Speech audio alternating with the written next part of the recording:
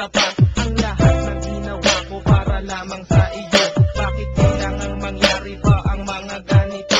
Pilit na inaalala mga bagay na nangyari sa aking puso at sa isip. Kalungkutan ng naghari at naghiwalay tayo na di man lang nakapag-usap.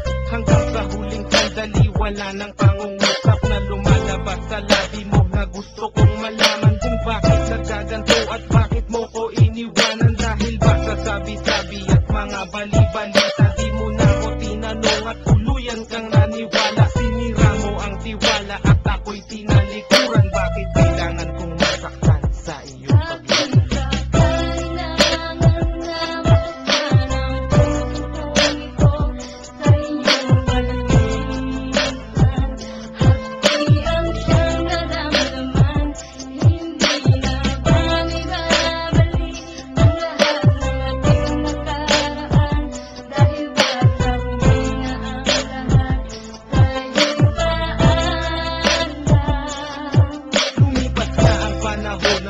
Sandaling wala ka, di na ko umasang babalik ka pa pagkat wala nang ang pag-asa. Kahit na ako'y magsisi at lumuha, di na mabilang ang tubig na ipinatak sa lupa. Gustuhin ko man na ibalik, hindi na maaari.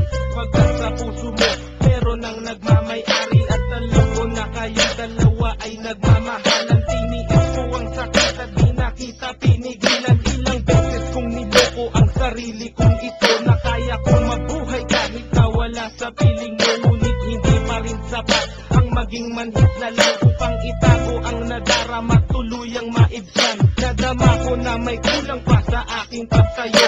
Yun ay di ko maabot dahil sa iyong paglayo. Alam kong di mo na pakikinggan kahit na isigaw. Walang iba kulang sa buhay ko, mahal kundi ikaw.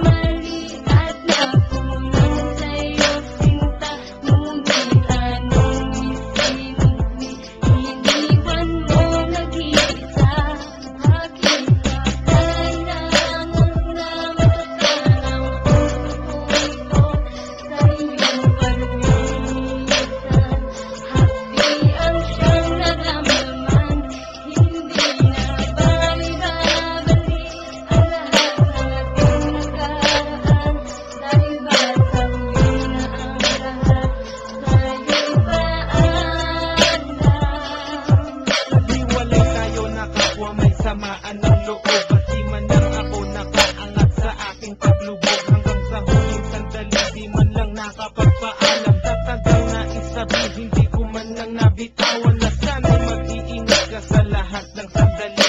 Di na ako muling hahabol at magbabaka sakali na maibalik ang dati at makapiling sa tina ang isang katulad mo pagkat wala nang ang pag-asa. At hindi talaga tayo ang itinakda ng Diyos, kaya ang pagsasama natin ay maagang nagtapo. Bakit kailangan ko pang masaktan sa iyong paglisan? Di ko lubos maisip ba't ganito ang kapalaran. Bago magtapos ang awit ko, sana'y malaman mo na